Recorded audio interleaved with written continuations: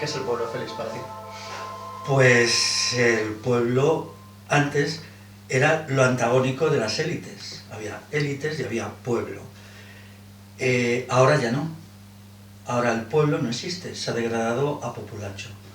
Ha perdido su propia cultura, su propia manera de estar en el mundo y de concebir la realidad, y ha aceptado la de las élites, la de las instituciones estatales, los intelectuales, etcétera, ¿no? Como el pueblo es la fuerza transformadora de la sociedad, ahora tenemos el problema de que no hay una fuerza transformadora. Y esto de la sociedad está en un colapso. Yo estoy completamente de acuerdo contigo. De hecho, una de las tesis en las que me muevo ahora mismo bastante es la de que estamos en un periodo de crisis del bloque histórico.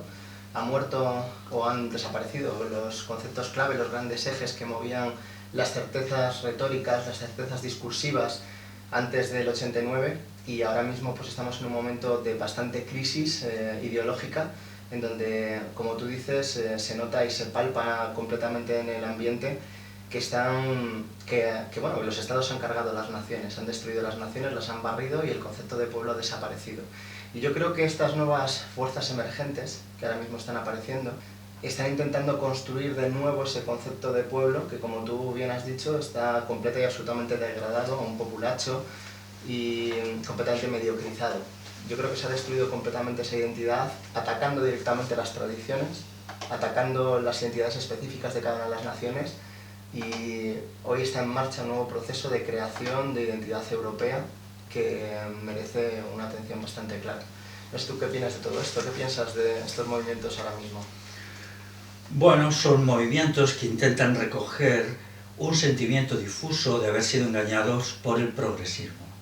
El progresismo y todo su cohorte de cosas brutales y bestiales, pues ha llegado un momento que ha entrado en quiebra, ¿no? Porque intelectualmente ya no tienen gente, políticamente pues la crisis económica les ha golpeado. Los gobiernos progresistas de derecha o progresistas de izquierda no han hecho nada por la gente. La crisis última, 2008-2014, se iba quedando en la puñetera calle y nadie hacía nada por ellos, ¿no? Entonces han surgido estos movimientos que recogen esa decepción popular con el progresismo, pero todo lo que viene del poder es negativo. El poder nunca puede resolver nada porque el poder piensa en sí mismo. O sea, lo que hay que volver es a crear la dicotomía pueblo-instituciones. O sea, el pueblo tiene que ser por sí mismo y entonces eso necesita estar fuera de las instituciones, tiene que tener una autonomía.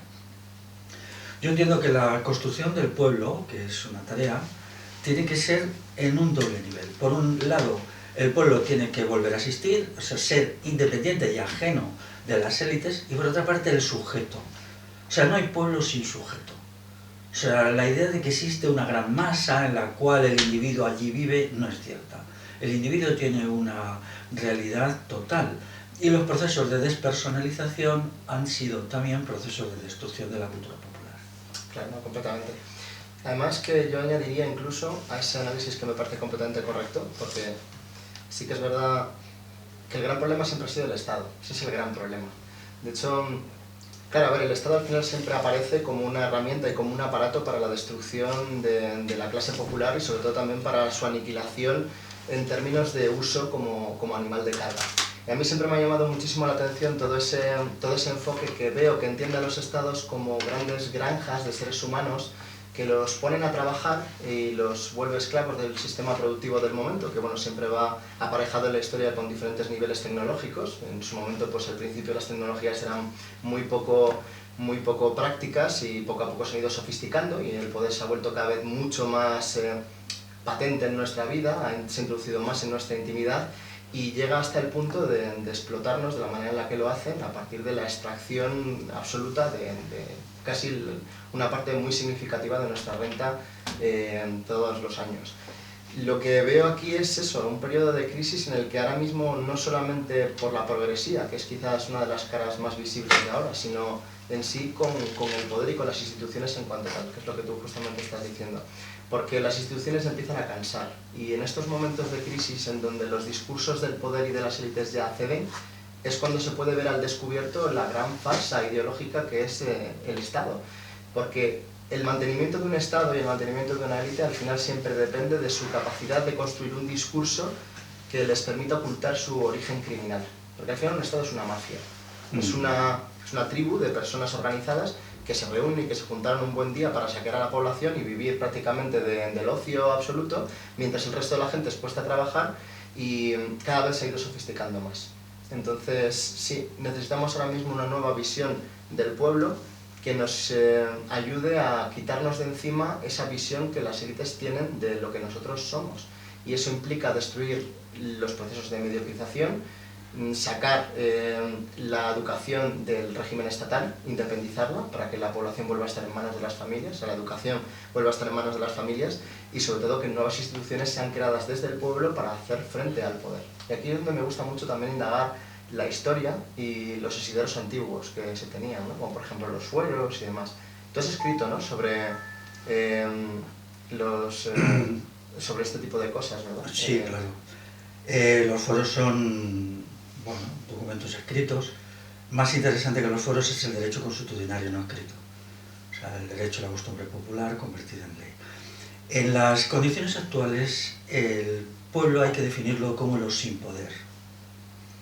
Es decir, los que no participan en la toma de decisiones. En realidad aquí solo unas élites muy pequeñas, quizá el 1% de la población participan, ¿no? Hay que tener en cuenta que el aparato estatal se divide en altos funcionarios y asalariados del Estado. Los asalariados no son distintos de los asalariados de la empresa privada. La mayoría de la gente que trabaja para el Estado, aunque se les llame funcionarios, no son en el sentido estricto funcionarios que toman decisiones, ¿no? El mayoría del Estado es el ejército, son las diversas policías. La gente se da cuenta que las diversas policías aquí son 400.000 personas, considerando policías municipales, la Guardia Civil, la Chancha, los Mossos de Escuadra. Es muchísima gente, ¿no? Yo cuando los veo siempre pienso lo mismo, digo, esta gente lo quedaría de sí plantando árboles y no estar aquí en el ocio, ¿no? O sea, realmente la península ibérica para evitar el cambio climático necesita reforestarse. Bueno, entonces el Estado impide que el pueblo sea por sí, ¿no? Con una serie de medidas represivas, paternalistas, dadivosas. O sea, nada es más destructivo que las dádivas, ¿no? Porque a la gente se cree que se le está sirviendo cuando se la está destruyendo. De ahí la fórmula de Juvenal de pan y circo, ¿no? Más o menos lo que dice Juvenal, que está escrito en el siglo I de nuestra era, dice: hoy la plebe solo quiere pan y circo, o sea, diversión y alimentos gratis entregados por el Estado, que es verdad que les entregaban grandes cantidades de pan, de tocino, de carne ensalada, de vino en los circos, ¿no? Entonces, la reconstrucción o reconstitución del pueblo exige negarse a las dádivas. O sea, el pueblo tiene que ser por sí mismo. Tiene que mirar hacia su interior, encontrar su propia energía, creatividad, entusiasmo y ser por sí mismo. Todas las fuerzas políticas, sociales, culturales, que ven el futuro como una acción del Estado sobre el pueblo, están haciendo que el pueblo sea populacho y que el individuo de las clases populares sea subhumano. Entonces esto se tiene que entender, porque todavía seguimos viendo es que el Estado tiene que darnos esto, tiene que darnos lo otro. Naturalmente aquí hay una estructura de Estado que tenemos que vivir en ella y a veces hay que reivindicar algo, claro, porque no hay otra manera de vivir. Pero eso solo es un fenómeno táctico, estratégicamente. El pueblo tiene que ser él mismo, autoconstruirse, y tiene que entender que tiene que ser distinto del Estado. Y solo cuando sea distinto del Estado podrá hacer la tarea para mí decisiva de la revolución. Me parece muy interesante lo que dices porque también estaba pensando la forma en la que, por ejemplo, se podría desarticular el Estado en la actualidad. Yo estoy además muy interesado en ese tipo de temas porque me gustaría mucho que, como dices tú, el pueblo pudiera estar empoderado. Yo creo que esa es quizás la palabra, ¿no? Darle al pueblo las posibilidades de poder darse a sí mismo lo que necesita en lugar de depender del Estado. En la actualidad lo que predomina realmente es la cultura de la victimización. Yo creo que es algo muy distinto a lo que podemos encontrar, por ejemplo, en la consigna de pan y circo de los romanos. No era exactamente la misma forma de cultura. Era más bien una forma de entretenimiento del pueblo y una forma también de poder mantener tranquila a la gente privilegiada de Roma, que al final hay que tener en cuenta que era una ciudad muy privilegiada del imperio, con muchísimos derechos. Y claro, la gente que ahí estaba, pues para evitar revoluciones y revueltas, pues eran alimentadas de esta manera y ofreciéndoles pues los espectáculos conseguía mantenerlos amansados, pero era como una táctica de amansamiento, más que una forma de victimizar al pueblo para que el pueblo se sienta atado o dependiente del Estado. Y eso yo creo que es algo que se ve mucho en la actualidad y que además también tiene que ver con este nuevo discurso de la progresía, que quedó un poco al margen al principio cuando se volvió dominante el discurso marxista-leninista y la doctrina oficial de la Unión Soviética, que es este discurso cultural del marxismo, que poco a poco ha ido avanzando y que bueno, eclosionó básicamente después de esta crisis intelectual, de esta crisis simbólica, que supuso la derrota definitiva del discurso dominante marxista-leninista de la Unión Soviética en el 89, ¿no? Con la caída del muro de Berlín. Este discurso de la progresía que intenta de alguna forma victimizar al pueblo, volverlo esclavo del Estado a partir de señalar y de volver como núcleo identitario de su ser la propia condición misma de su impotencia, yo creo que es al final la clave que hay que destruir y a la que hay que responder. Yo creo en el pueblo y creo que la gente sí que se puede bastar a sí misma si se le dan las condiciones adecuadas. Y por eso a nivel estratégico, yo creo que hasta cierto punto sí que se necesita el Estado, al menos al principio. Creo que una táctica que podría ser muy interesante, que podría funcionar a largo plazo, y yo creo que es la que se puede liderar si se encauzan bien en estos nuevos proyectos políticos emergentes en Europa y también en Estados Unidos con Donald Trump y demás, es que un nuevo movimiento emergente recambie las élites que están en el poder, las élites viejas, desmantelen todas las élites globalistas de la actualidad, se independicen de los organismos supranacionales y que intenten encontrar de nuevo ese sentir popular de la tierra, de la nación, para intentar volver a ofrecerle al pueblo la oportunidad de que cree una identidad.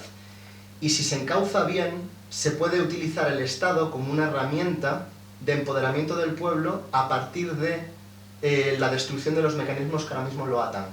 Como por ejemplo ofrecer independencias en términos sanitarios, en términos educativos, y como habíamos hablado también del tema de los fueros, que es algo que me interesa mucho. Porque hay intelectuales, por ejemplo aquí en España, no sé si lo conocerás, supongo que sí, ¿no? Miguel Ángel Bastos Baudeta, lo conoces, ¿verdad? Más o menos Sí. lo conoces, ¿cierto? Y tal.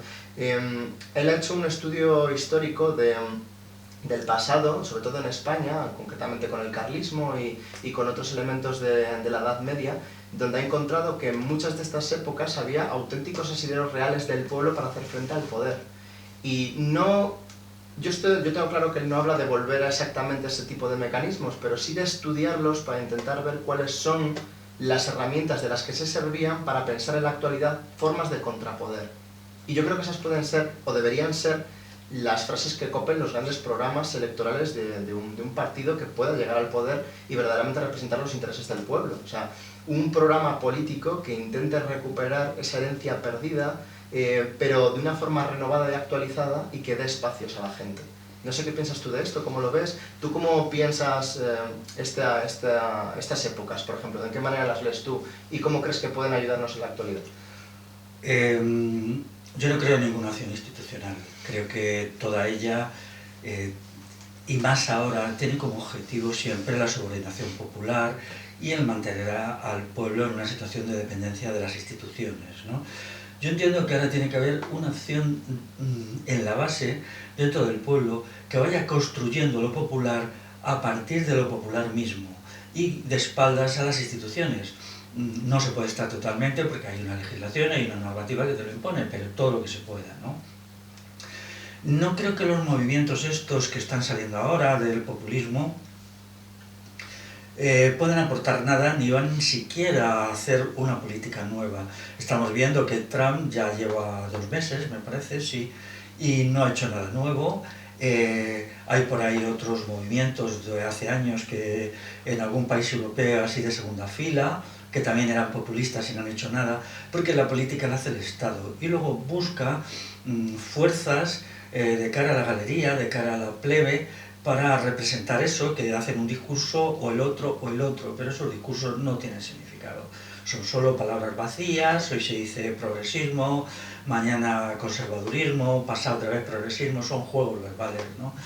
Lo que importa es la acción en la base. La acción en la base tiene que ser, por un lado, una acción de recuperación de la conciencia de ser pueblo, a partir de minorías muy reducidas.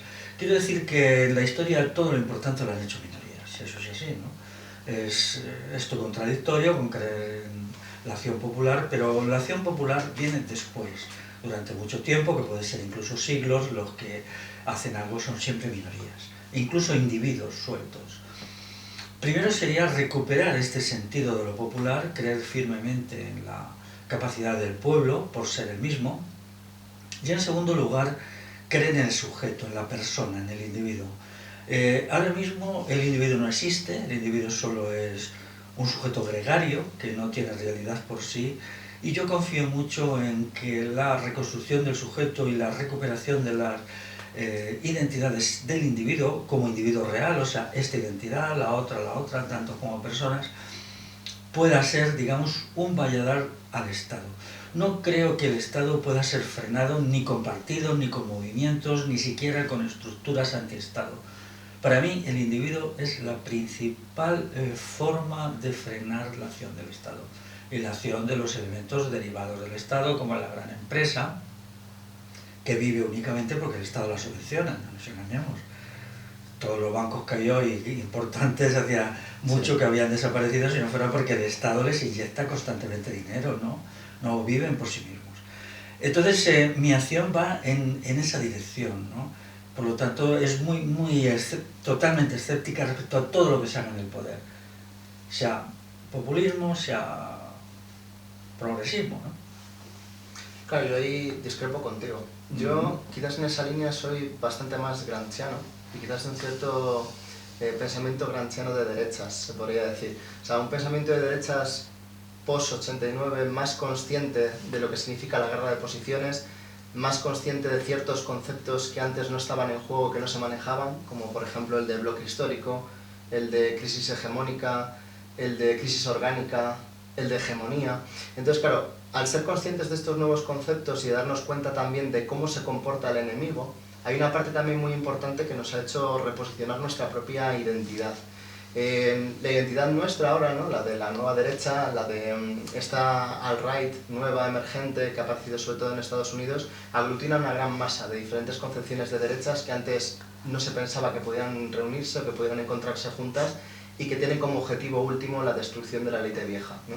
Del mismo modo que está apareciendo con la élite de izquierdas, que intenta desplazar a esta vieja élite pre-89, ¿no? Esta élite imperialista americana que nos ha dominado, las élites bancarias, etc. También está la respuesta contestataria de esta derecha nueva, ¿no? Más consciente de sí misma.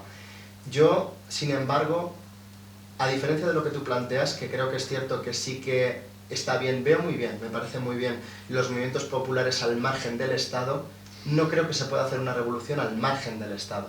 O sea, ahí en ese sentido yo creo que soy bastante leninista cuando creo que sí que hay que hacer una lucha cultural, hay que hacer frente a la guerra psicológica que está llevando a cabo la ingeniería social de la izquierda, me refiero sobre todo a esa ingeniería social que se está perpetrando a partir del feminismo, de todas las corrientes multiculturalistas, globalistas, etc. Esa guerra psicológica de ingeniería social que intenta destruir nuestra propia identidad, la identidad nacional, la identidad de pueblo, y al mismo tiempo compaginarlo con esa guerra política de intentar tomar los partidos o intentar crear alguno nuevo, eso habría que pensarlo, pero intentar llegar al poder para poner a los nuestros. Y poner a los nuestros con el objetivo de que los pasos culturales que se llevan a cabo y que el pueblo al mismo tiempo también va realizando y que puede realizar sin nosotros, pero que sin contar con una élite en el poder podría haber sus proyectos fracasados, porque ahora mismo las élites que están puestas ahora no les interesa que el pueblo esté empoderado y siempre les va a poner trabas, necesitan aliados en el poder, o sea, necesitan aliados en las instituciones que de alguna forma apelen también por su revolución, pero que al mismo tiempo sean conscientes de varias cosas importantes, o sea, que sean conscientes de la ley de hierro de las oligarquías, es decir, que sean conscientes de que va a llegar un momento en el que un partido en esta misma línea, cuando llega a las instituciones, se va a independizar, pero que al mismo tiempo tiene que armar una serie de mecanismos que conecten a unos con otros, y al mismo tiempo también tiene que haber una élite muy fanática, muy cerrada, muy anarquista, que esté colocada en el poder, de tal manera que odie tan visceralmente al Estado, que sea sumamente complicado que este tipo de personas puedan llegar a sentirse más identificadas con la clase política que con la clase popular. Hay que hacer frente a esta contradicción histórica, a esta imposibilidad histórica, afrontando realistamente lo que hay. Lo que yo creo es que la posición que tú defiendes parece más una posición de derrotista, de aceptar, bueno, que sea el pueblo el que lo haga por sí mismo, cuando en muchos aspectos necesita de aliados en las instituciones para que pueda realizarse, porque si no sería completamente aniquilado. No sé qué piensas tú de esto. ¿Cómo lo ves? Pues bien, vamos a ver. Las perspectivas futuras de las condiciones reales de vida van a ser muy distintas del pasado. El estado de bienestar está agotado. Ahora mismo en España se ha creado una economía de exportación que yo las comparo con Bangladesh, que se basa en exportarlo todo para acumular capital, y eso, bueno, pues a unos pocos años vista originará, por ejemplo, una inflación importante, una escasez, porque todo se está exportando. La crisis demográfica es enorme, con todo lo que eso lleva aparejado, que es muchísimo. Es decir, la generación que ahora tiene entre 20 y 40 años se va a enfrentar a problemas complicadísimos que no han existido. En realidad hemos vivido un periodo hasta ahora de estabilidad social, digo social, no política. Eso va a cambiar. O sea, todavía pueden quedar 2, 3, 4, 5 años, luego ya las cosas se dispararán de muchas maneras, ¿no? Los cambios económicos están siendo dramáticos, ya mismo, pues por ejemplo el nivel de pobreza de la gente de menos de 40 años, bueno, incluso según las estadísticas oficiales es impresionante. Y es en ese marco donde vamos a actuar, ¿no? Es decir, esto va a tensar mucho la sociedad. La generación joven que ha sido criada entre algodones, que se le ha dicho que todo iba a ser pues estupendo y que su vida iba a ser maravillosa y que iban a vivir del cuento y tal y cual, de repente se encuentra que no, que eso no existe, que lo que se hace, se está haciendo delante de ellos, pues es una situación muy dramática, ¿no? En esas condiciones, pues surgirán tendencias institucionales, partidos políticos y tal, pues es inevitable que surjan, ¿no? Pero yo lo que quiero es que surja una tendencia popular para afirmarse en sí misma y ser ella misma, y eso requiere tener conciencia de lo que es el pueblo. Para mí el pueblo es en primer lugar los sin poder, segundo lugar los que tienen un proyecto de transformación social revolucionario, en tercer lugar los que son con virtud cívica y virtud personal.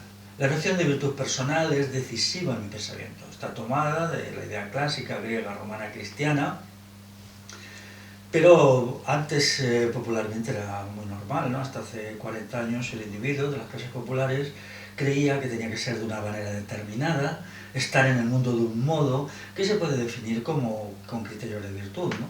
No solamente virtudes morales, sino también virtudes intelectuales, entender el mundo, estar presente, tener dignidad, arriesgarse.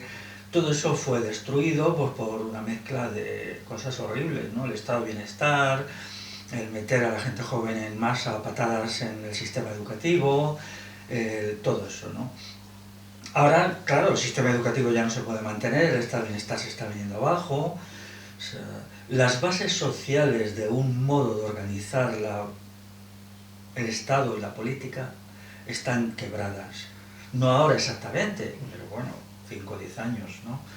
Y ahí tenemos que actuar de otra manera, hay una gran ruptura histórica y tenemos que saber cada cual en el sitio que elija, claro.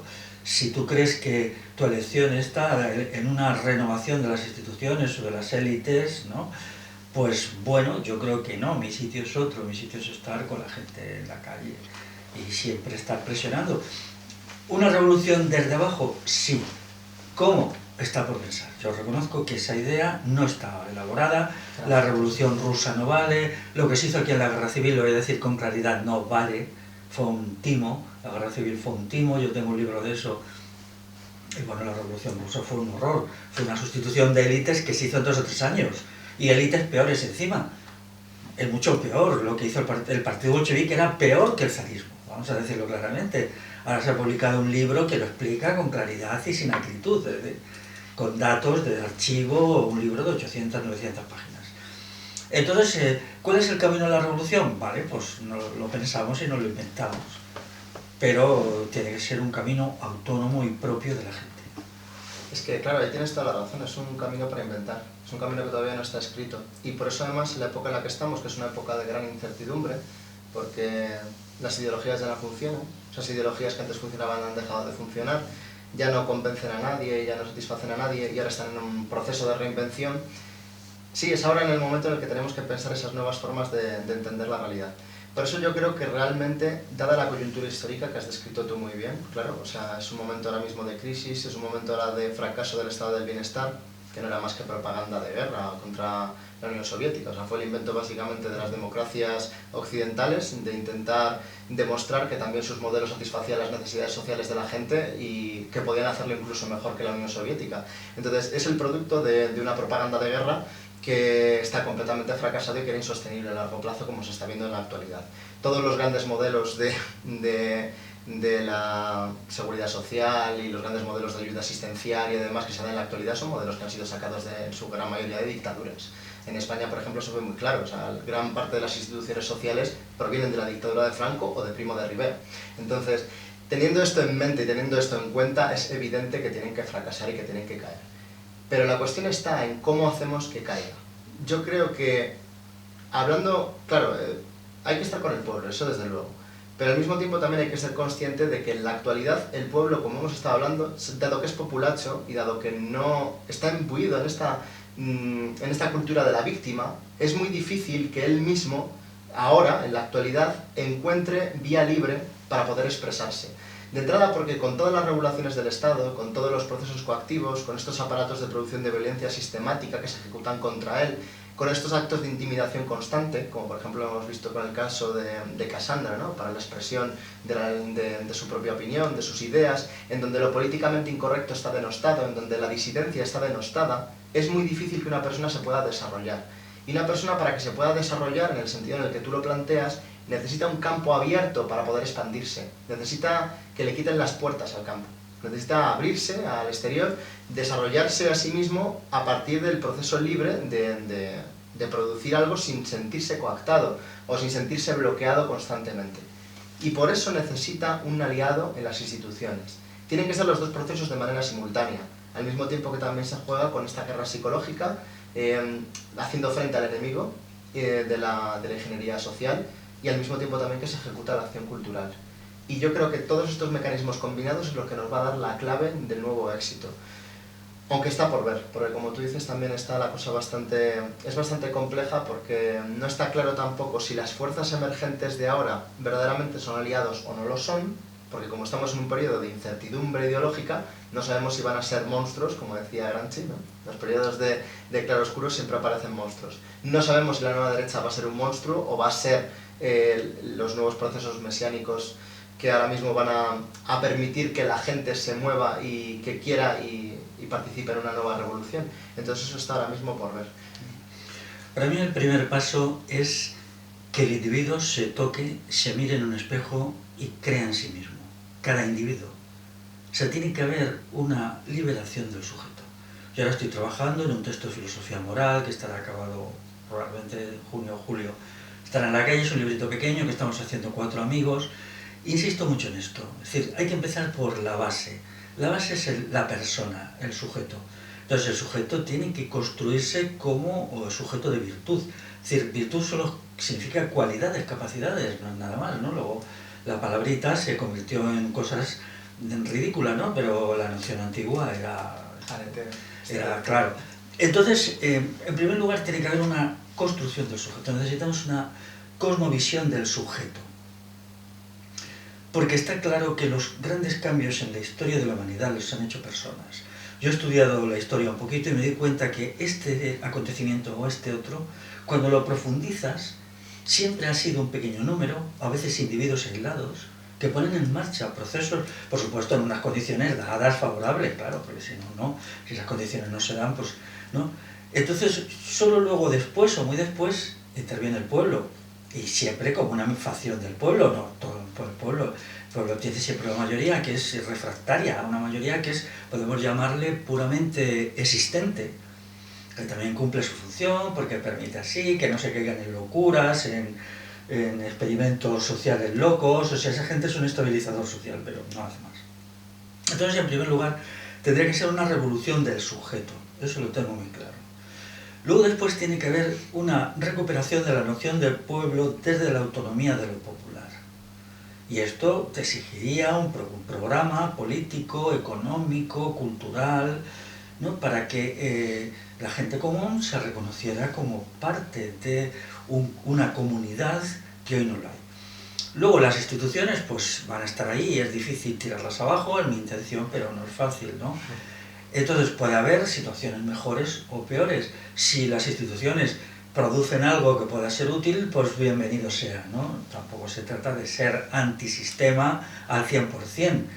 Puede ser un antisistema al 99%, ¿no? Pero lo principal es lo de abajo, porque tú has dicho antes, las ideologías ya no funcionan, eso es verdad, ¿no? O sea, y sobre todo, bueno, la afición progresista, que en realidad estaba en quiebra a principios del siglo XX y se ha recuperado después de la Segunda Guerra Mundial. Y se parchea ahí con una mezcla horrible de cosas y hemos vivido 60 años de un progresismo que es una impostura, ¿no? Ahora todo eso se cae a trozos y claro, la reacción de los progresismos es la violencia.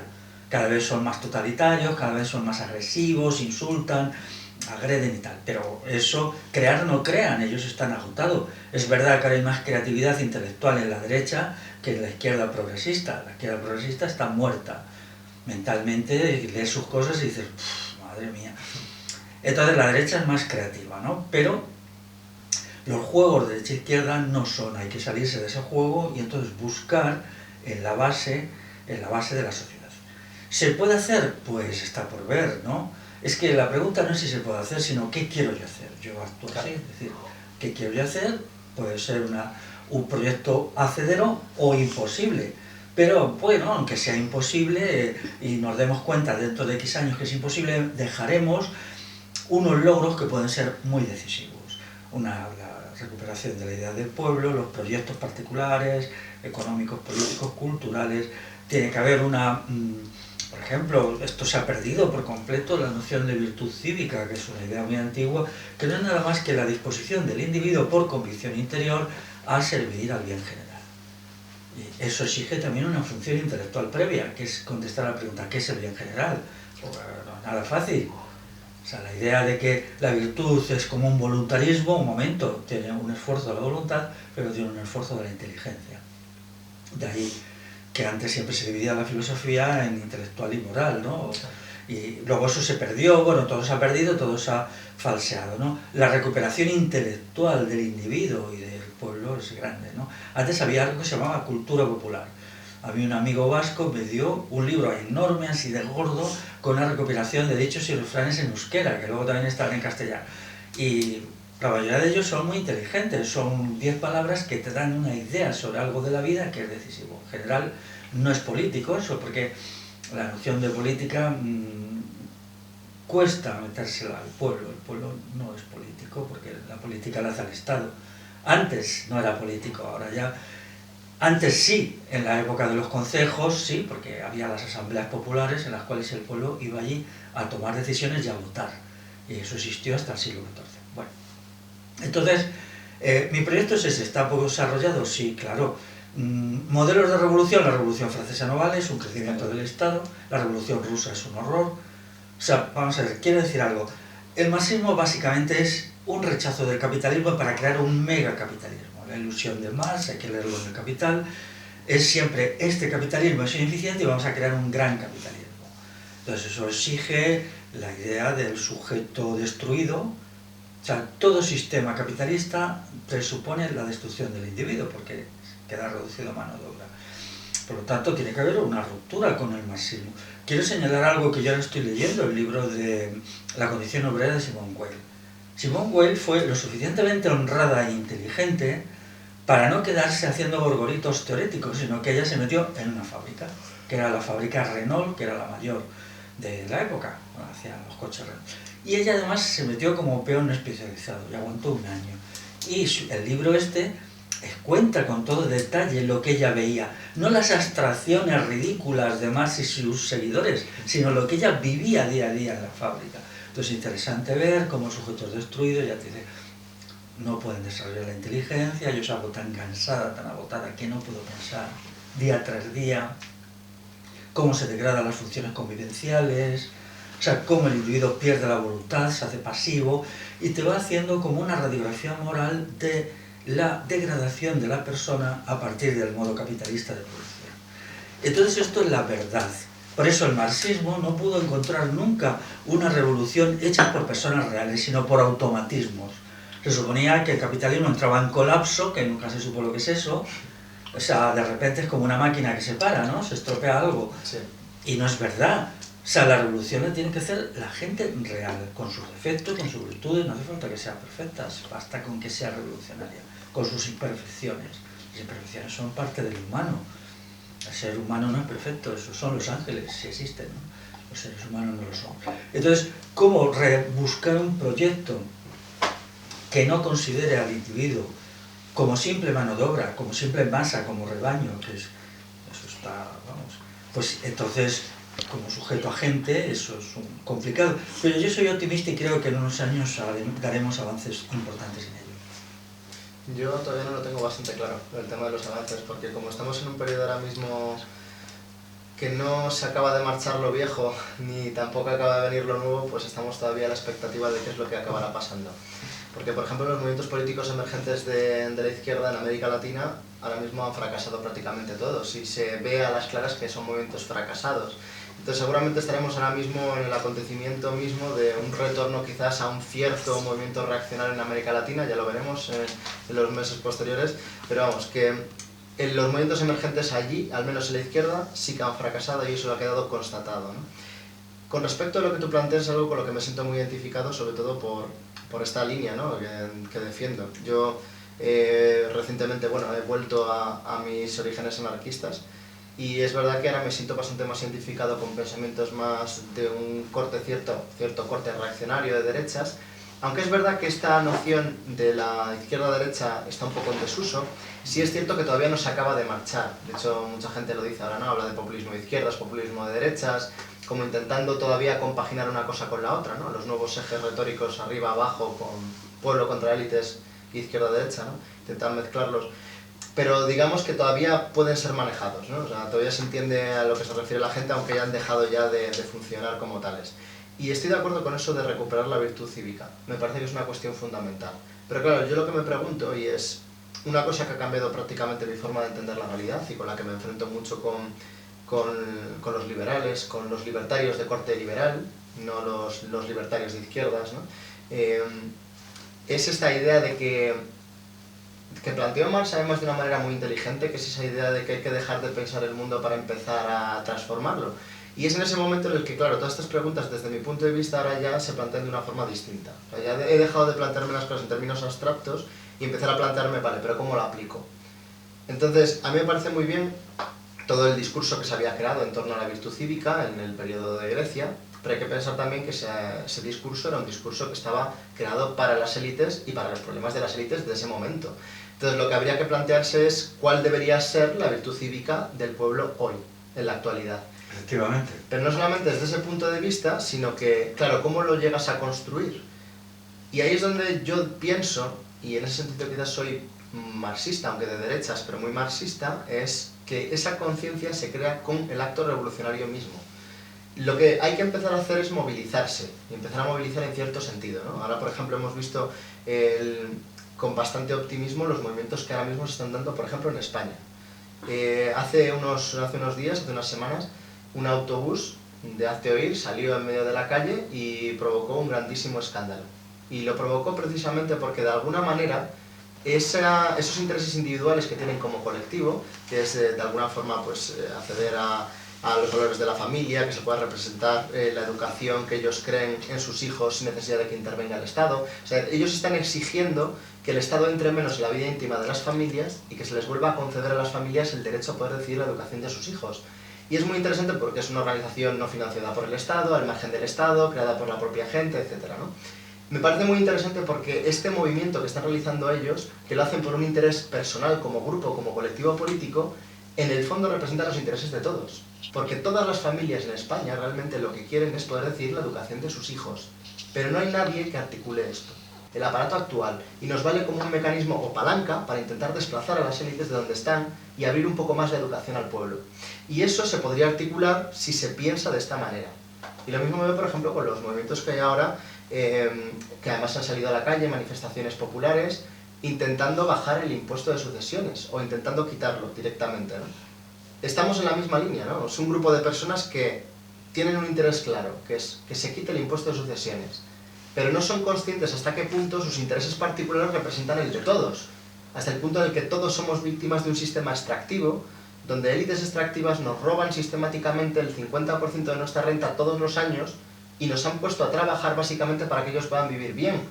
Y como todavía no son conscientes de ese tema, porque no hay conciencia social, no hay conciencia de clase, hay que crearla. Y en ese proceso de creación es donde creo que está la acción directa del pueblo, la acción directa en el plano institucional que sirva como aliado a este movimiento, que se puede dar en la calle y que haya personas que se atrevan a conectar estas cosas que están sueltas. Porque estos grupos tienen sus acciones revolucionarias, que están aparte, que podrían ir incluso en la línea que tú estás diciendo, ¿no? Son grupos sociales que tienen más conciencia de sí mismos y de su empoderamiento que el resto de la gente, pero no hay nadie que lo conecte a nivel general. No hay un discurso general que nos involucre a todos como pueblo en el que digamos, vale, estos colectivos nos representan a todos y representan nuestros intereses y nos ayudan a crear una conciencia nueva de clase popular. Y es ahí donde yo creo que tenemos que entrar, o sea, en ese proceso de pensar cómo articular un discurso para todos, un discurso universal, y al mismo tiempo también pensar esa acción política colectiva revolucionaria, pero todo al mismo tiempo. Porque no es una cuestión de hacer la creación de una virtud cívica y luego ponerla a prueba en la política. De lo que se trata es de ir construyendo esa virtud cívica a medida que el pueblo se va enfrentando con las instituciones. Y hay una cosa que además has dicho que me parece interesante pero que habría que matizar, yo la matizaría, que es que el pueblo no hace política, que solamente lo hace el Estado. Yo diría que el Estado, o sea, la política va más allá del Estado. La política es algo consustancial a cualquier organización social. La política es la conformación de una serie de lazos de amistad y la definición de los lazos de enemistad con otros grupos que pueden aniquilar el proyecto común. Y en este caso yo creo que una noción que está muy clara y en la que el pueblo sí que puede hacer política es cuando identifique por fin, con una conciencia social clara, que todos los que formamos parte de los explotados por el Estado, de los saqueados por el Estado, de los arruinados por el Estado, podemos crear un lazo de amistad entre todos y que el enemigo aquí es claro y evidente. Son los de arriba. Esos son los enemigos. Y en ese momento el pueblo empezará a hacer política y empezará a recuperar de nuevo la acción política y verdaderamente podrá construir eso. O sea, ahora mismo las élites progresistas están en desintegración. Pueden seguir pataleando todavía unos años, pero está claro que su momento ha pasado. Ellos no viven nada más que de los subsidios del Estado. Todos los movimientos sociales, llamados movimientos sociales, si el Estado les dejara de pagar, desaparecerían, todos, ¿no? Eso es así. Y les pagan inmensas cantidades de dinero de muchas maneras, ¿no? El caso de Hillary Clinton es impresionante. Hillary, que es una feminista, progresista e izquierdista notoria, ella ingresaba más o menos $1 millón solo por conferencias mensual. 11 millones anuales. 11 millones. Solo por conferencias. Sí, lo que no nos cuentan, ¿no? Claro, sí, que eso solo es una pequeña parte, ¿no? Sí. Y eso, igual aquí la gente que va de progresista y tal, pues si alguna vez o tal nos dijera lo que ingresa sería escandaloso, ¿no? Entonces, además han dormido los laureles, eso está claro. Y es verdad que asistimos a un proceso de renovación de las élites, pero en mi caso yo no pretendo que unas élites sustituyan a otras, sino que haya una situación donde las élites no sean élites políticas, siempre habrá élites del saber, élites de la virtud, élites de la convivencia, pero no élites con un poder institucionalizado. Es decir, no podemos crear una sociedad donde todo el mundo sea iguales, todos los desiguales mejores pues serán una élite, ¿no? Pero lo que tienen que hacer los desiguales menos altos pues es espabilar, claro, no se puede hacer las cosas de otra manera, ¿no? Para mí, la superación del conflicto Estado-Pueblo exige en primer lugar que el pueblo se afirme en su realidad, se estructure, y luego puede ser que en un momento dos el Estado se vaya disolviendo, como sucedió con el Imperio Romano, el Estado romano, a partir del siglo III. Hay un momento en que las instituciones estatales van desapareciendo, generalmente para bien, no siempre. Por ejemplo, el cierre de todas las bibliotecas que tenían, porque ya no nadie estaba interesado y tal, ha hecho que una gran cantidad de textos se perdieran para siempre. Textos griegos, romanos, de otras culturas incluso. Las bibliotecas se van cerrando a partir del siglo III, del siglo IV, y solo se recuperan cuando el monacato cristiano los copia, esos textos mayoritariamente. Por cierto, toda esta parte de la historia ha sido falseada hasta el escándalo por el progresismo burgués, por los historiadores progresistas, ¿no? Claro, luego se extrañan que la gente les odie cuando han falseado todo. Bien, pero el Estado puede disolverse en la comunidad popular. Para mí la comunidad popular es el elemento. Quizá no quiera disolverse y acuda a la violencia, pero lo primero que tiene que ser es la comunidad popular ella misma. E incluso cuando sea ella misma, partes del Estado se sentirán tentadas a romper con el Estado. Es decir, la gente mejor dirá, aquí hay una comunidad popular. Definir los elementos de la comunidad popular está por hacer, pero hay varios que sí sabemos. Tiene que ser una comunidad que se base en la ayuda mutua. La ayuda mutua, los sistemas de cooperación, la recuperación de las formas naturales de convivencia. Es decir, por ejemplo, la familia es una forma natural de convivencia. Solo los chalados, la gente más chalada, que se dedica a traer inmigrantes robándoselos a sus países, que no es nada más que eso, robamos a Marruecos o a Nigeria a su gente, y eso parece ser que es muy antirracista cuando les robamos a la gente, ¿no? Y les empobrecemos con ese robo, físicamente, quiero decir, monetariamente, ¿no? Entonces, existen formas naturales de convivencia, hay que recuperarlas. Las formas organizativas del pueblo tienen que ser naturales. Una es la familia, otra los grupos de amistad, otra los grupos relacionales, por ejemplo, los colectivos de crianza para la maternidad, sistemas de trabajo en común. Es decir, tiene que irse articulando una sociedad en donde las relaciones de apoyo mutuo y de mutua confianza sustituyan a las relaciones verticales, jerarquizadas, que no se soportan. Por ejemplo, no sé si alguien se da cuenta, yo ahora estoy leyendo un libro sobre la depresión. ¿Qué es la depresión? La depresión es la inadaptación al sistema actual de la gente. Y incluso en las élites hay personas que se dan cuenta de eso, y algunos individuos esclarecidos, que si siguen apretando las tuercas a la gente, forzándoles a una existencia antinatural, obligándoles a hacer cosas que no son compatibles con la naturaleza humana, solo para tener más poder, puede ser que el individuo no se subleve, no se insurreccione, pero simplemente se destruye, se deja morir, el índice de suicidios está por las nubes, la cantidad de gente que, porque el suicidio, la depresión es una forma suave de suicidio, te dejas ahí tirado, ¿no? Entonces se están enfrentando con rebeliones de la naturaleza humana en su forma más básica, que son impresionantes y que afectan ya a las condiciones de trabajo. Cuando una fábrica o una empresa el 70% de la mano de obra va o unos bebidos, otros drogados, otros deprimidos, eso no funciona. Entonces, más allá de los vaivenes de la política, que siempre es politiquería, si es de partidos, hay unos elementos muy fuertes en la base social. Yo me pregunto cuánto tiempo van a seguir apretando las tuercas a la gente sin que el ser humano haga ¡pof! Y se caiga al suelo y no pueda más. Yo lo veo cada vez más. O sea, solo hay que ver, por ejemplo, en el metro, en los autobuses de las grandes ciudades, la mirada vacía de la gente, la incapacidad para comunicarse, el sentimiento de frustración permanente. O sea, nos acercamos a un momento en el cual va a haber que hacer cambios enormes, que no son cambios asequibles a ningún partido político.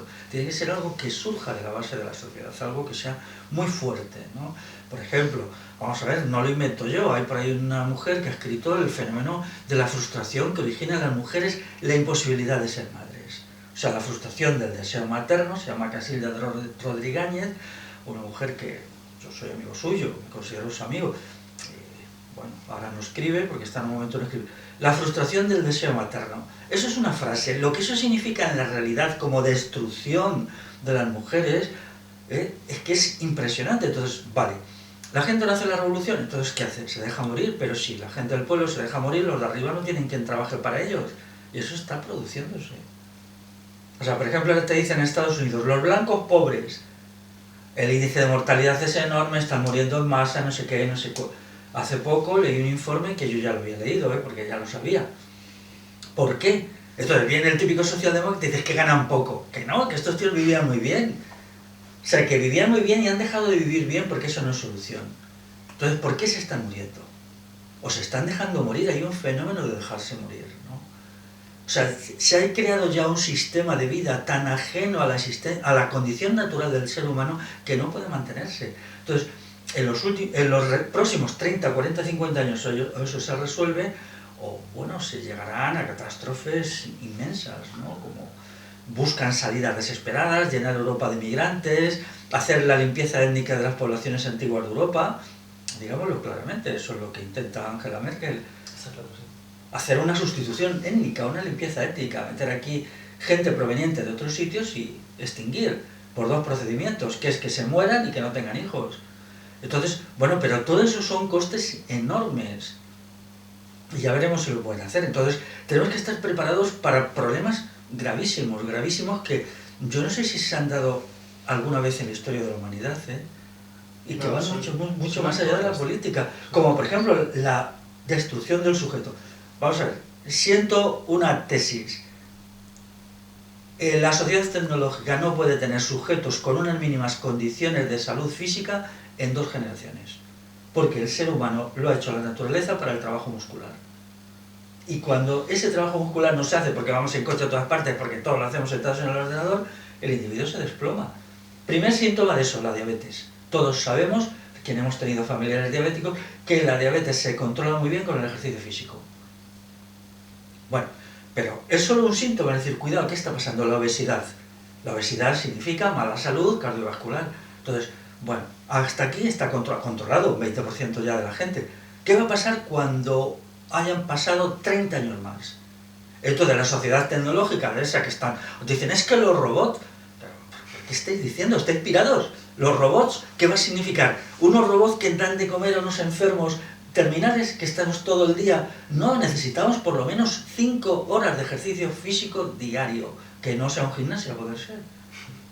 Entonces, la sociedad tecnológica no es viable, pero la sociedad donde el individuo es entontecido para que una élite tome todas las decisiones tampoco es viable, porque la inteligencia del sujeto se colapsa tanto que ya no vale para nada. Ahora estamos entrando ya en un momento en donde los individuos ya no son capaces de orientar su propia vida ni en lo mínimo, porque la inteligencia es un hábito. Eso lo decía Aristóteles, ¿no? Decía, la virtud tiene que ser un hábito, no se trata de frases virtuosas. Aristóteles decía, tienes que crearlo como hábito y entonces es cuando eres un sujeto virtuoso, no cuando dices frases de virtud. Totalmente de acuerdo.